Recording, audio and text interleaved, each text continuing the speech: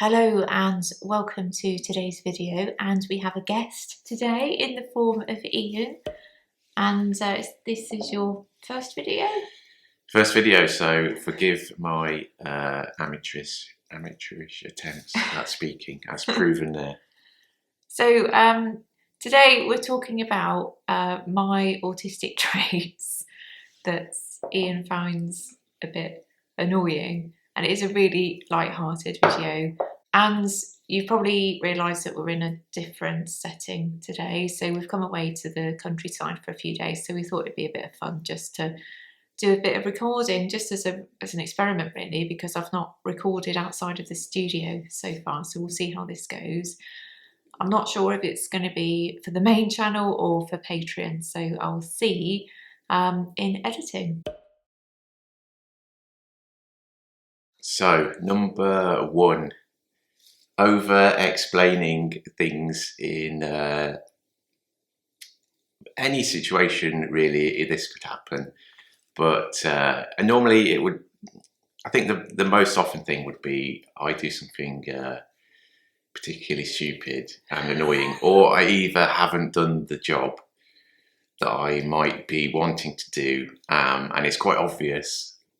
So a good example might be something that's perhaps could be slightly dangerous maybe, and then instead of saying you've not done that job yet, you'll let's say, I think we should move that because it could be dangerous, and it would be a good idea if we did move that. And it's maybe something that particularly, maybe I just find it personally as like something that I find irritating in general. But that's the first one. And then just explaining why it would be good to clean something that I haven't cleaned. Like it will be cleaner, we won't get germs, there won't be any mold. So that's the first one I've got. I find that really funny because you've accused me of over-explaining. And I've over-explaining. I'm trying to, I do this though. I think it's definitely an autistic trait. I think it'd be interesting actually as we go through these to ascertain if they are autistic traits or whether they're just my individual personal traits. But I think this is an autistic trait. I think we have been through a whole lifetime of not being understood properly, so I think it's almost like a self-defense mechanism that comes into play. So in fear of being misunderstood again, it's just our natural response to just really over-explain stuff, and it could be the most simple things really as well. So I do get your frustration with that actually, because it must be a bit annoying here and there. That's so I'd say as well, these are not in any particular order either. Yeah. They're just as they occurred to me. So point number 2 on the list is not getting hypothetical situations. So I will say, look at this. Let's say it's a house in France. And I have to preface this by saying we're not moving to France. I know we can't move to France, but look at this house in France. It's really nice and it's like relatively cheap. Wouldn't it be great to live there? And you'll go, but we can't live in France. We're not moving to France. Yeah, I do this. I think this is another autistic trait, and it's literal thinking really. I find it really hard to imagine a situation or a scenario unless I know that there's a definite chance that could play out really. Yeah. So I feel like it's almost a waste of energy and imagination, I guess, in terms of thinking of like big ideas like that really. Like for instance, I think we talk conceptually about retiring one day, and maybe, wouldn't it be lovely to live by the sea and stuff like that? And at that level, you know, I can kind of imagine myself doing something like that, you know, when we're old and grey. But for now, you know, I'm grey. I'm not actually, not bad for a 50-year-old.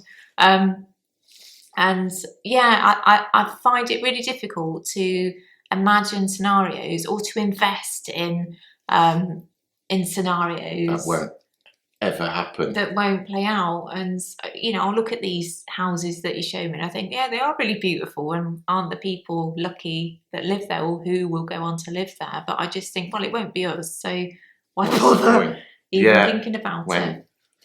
But that, you know, it's an interesting one. It frustrates me because I always think of myself as creative, and I think I am creative. But yeah, I wish I could absorb myself fully into these kind of concepts, really.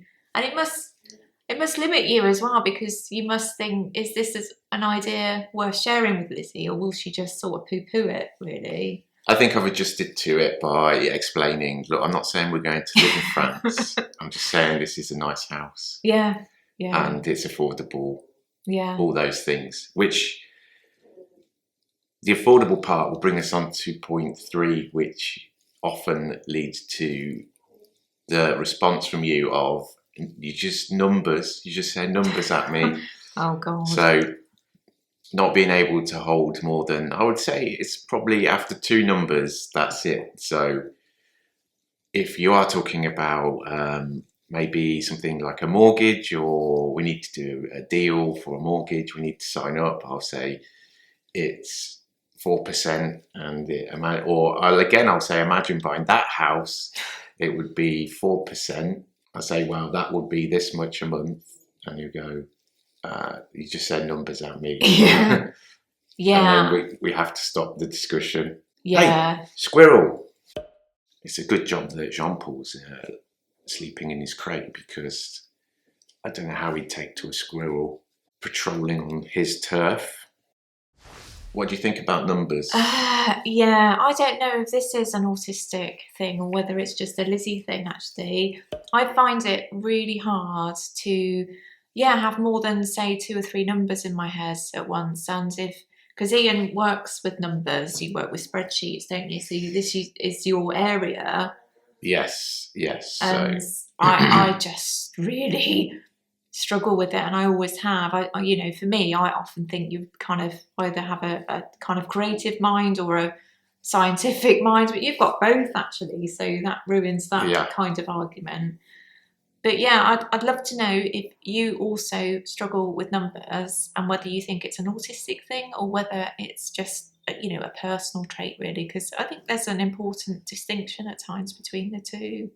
Number 4, taking things literally all the time. And I'm going to struggle to think of a particularly good example, but I'll use the one that you've probably used, I think, already, which was when I said I went out for a walk, I came back, I had a new coat, a parka that I quite liked. It wasn't hugely expensive, but it was a nice parka, and I went for a walk, I slipped and landed on my bottom in my new parka. Very polite word. And slid down the muddy slope, and I walked home really annoyed that I'd slipped over. And I came in, and as you always say when I come back from walk, you all right? I said, I went flying. And I went flying.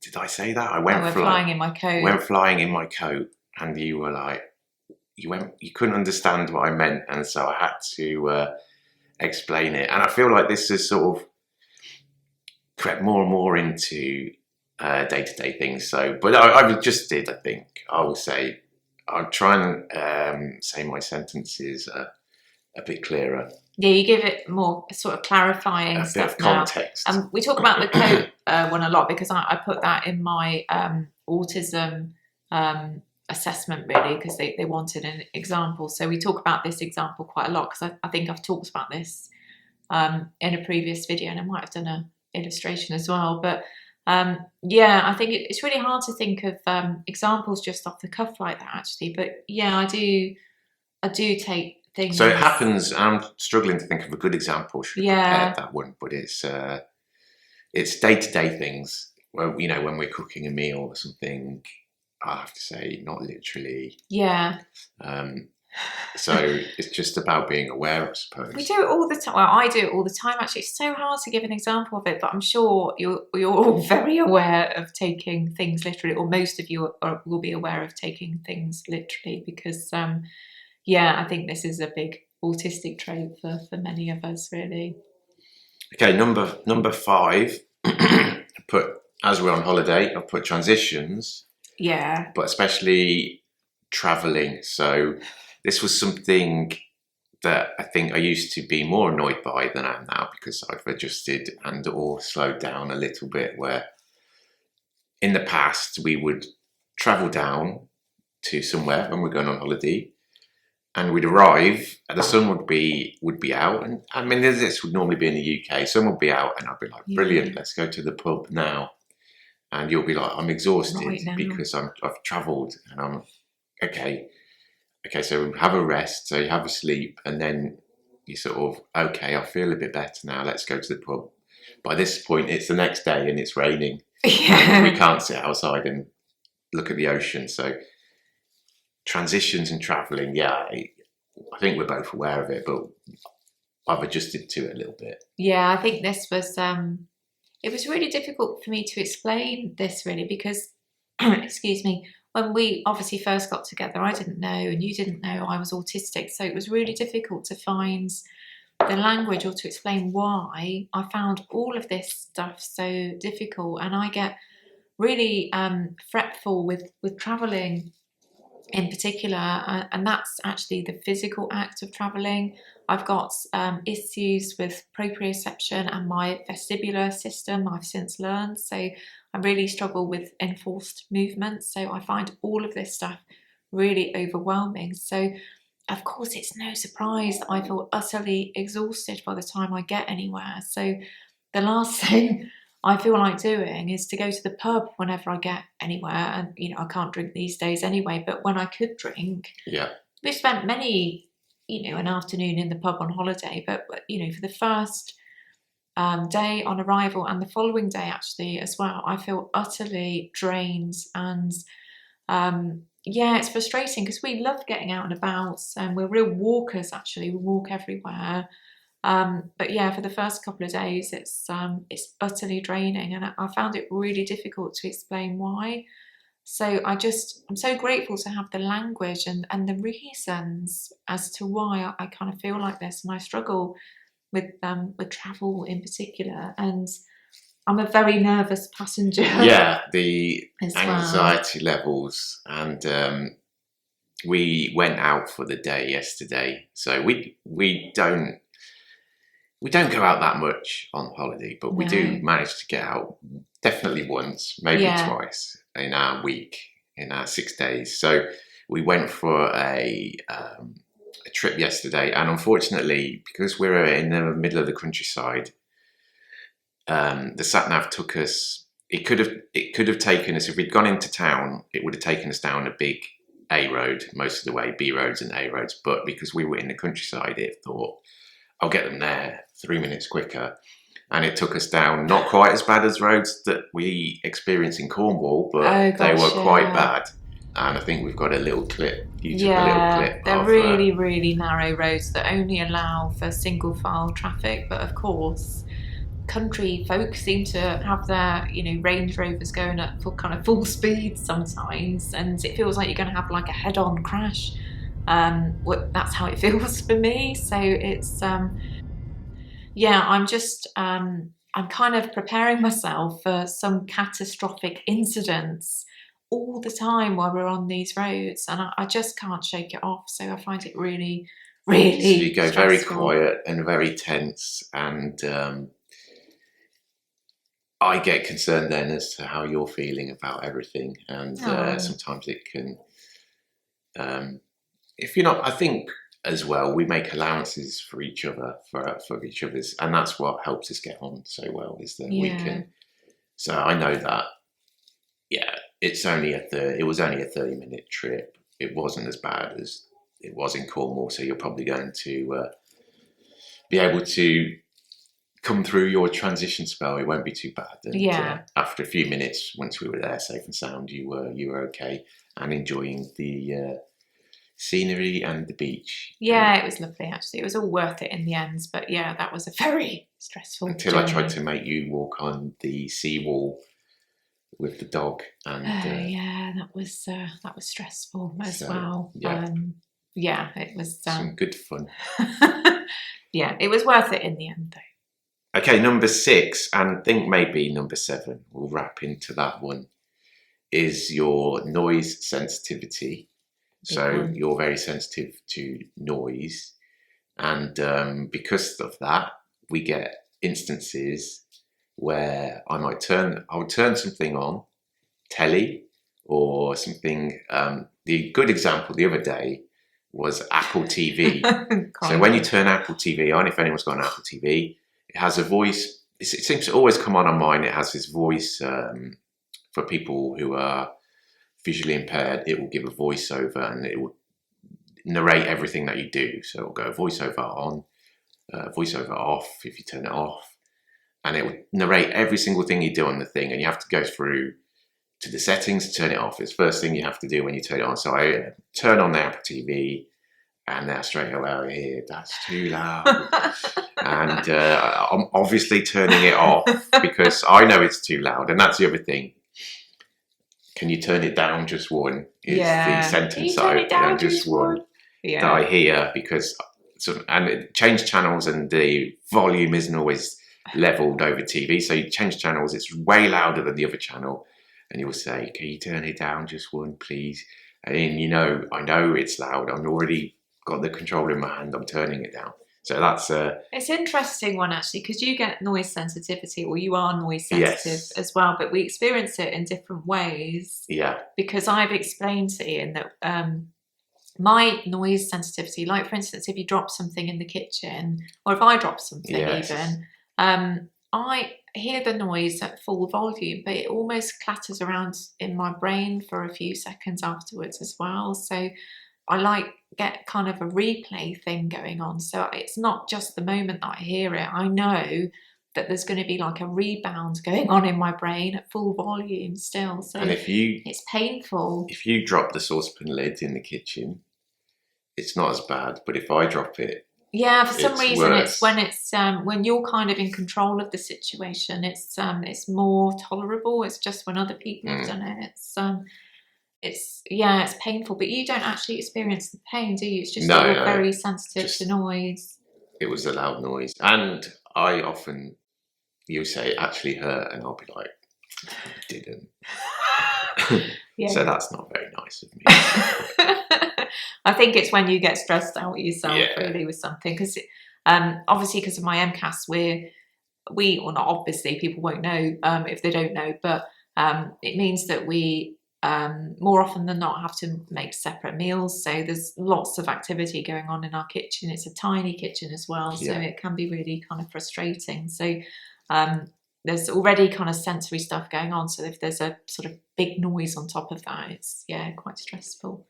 So noise sensitivity leads on to TV subtitles on everything, even though I can hear the TV okay. Can you hear the TV okay? I think generally I can, but I hate the kind of almost like disparity in noise, or the different noise levels that tellies seem to have these days. So I cannot bear the thought of listening to something at normal volume, and then there'll be like a really loud song kind of come in, or like if it's an action thing, there'll be a loud boom or whatever. And so I'm always kind of anticipating these loud noises. So I would much rather have it at a kind of lower volume and have subtitles. But the subtitles actually do help me hear better, which is a really difficult thing to explain.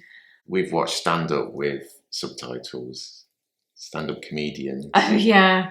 And I've read the joke before the comedian has said the joke, and that's unfortunately for me, that's not very good. But I am aware of that now, but I'm able to zone out of these subtitles or not look at them, but I don't think you are. So I think that's something that if we're watching like a stand-up show or something now, I will take the subtitles off. But yeah, I definitely think that this is a autistic or neurodivergent trait though, because I've heard loads of autistic people, ADHD people that prefer subtitles. And it's interesting because you're ADHD, but you don't feel the need for subtitles at all. You're happy to kind of get. Yeah.